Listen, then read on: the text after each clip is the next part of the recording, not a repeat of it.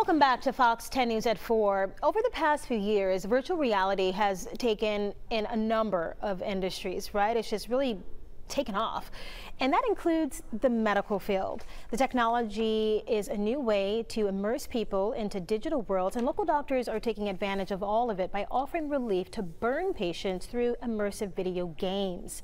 One example being used around the United States is a game called Snow World. So you've got those VR goggles, immerses the patient's mind in a 360-degree world of snow and ice. It allows patients to hit targets with snowballs, taking their minds off their procedure. Dr. Stephen Kahn from USA Medical Center is here to talk about the technology and what it means to burn victims. Thanks so much for sharing this information with us. You know, I'm always fascinated with anything that has to do with technology, but when you combine it with medicine so that it does even a greater good, that has to make you encouraged as well. Well, it's very rewarding. It's something that also brings the patients and their family and the staff together. The virtual reality is really great because it distracts the patients. And when you're distracted, you don't always notice the pain that you might be experiencing from your injury, whether it's a dressing change, wound care, or whether it's during physical therapy.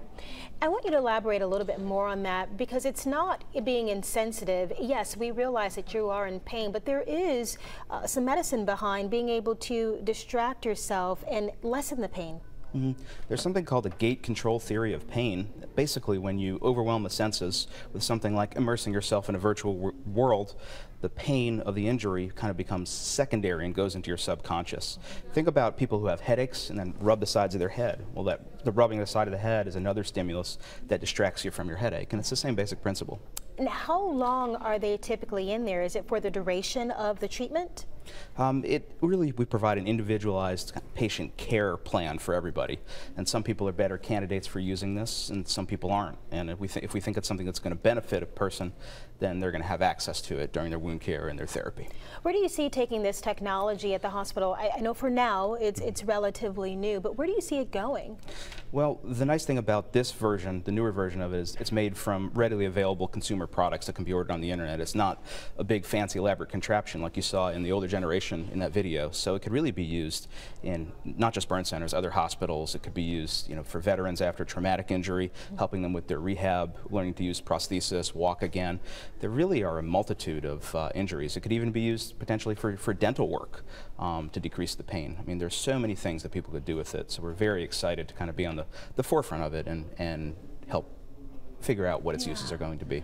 Pain is extreme when you're recovering from burn traumas, and we were talking earlier about how this is going to help people.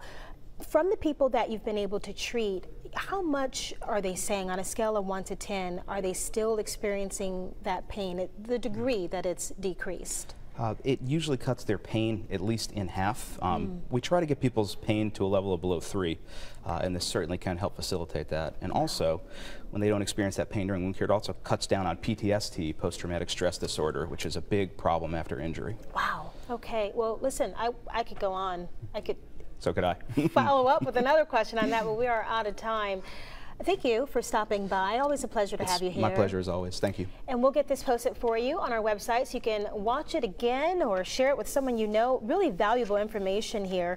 It'll be posted shortly on fox10tv.com. Thanks again, Dr. Kahn. Thank you.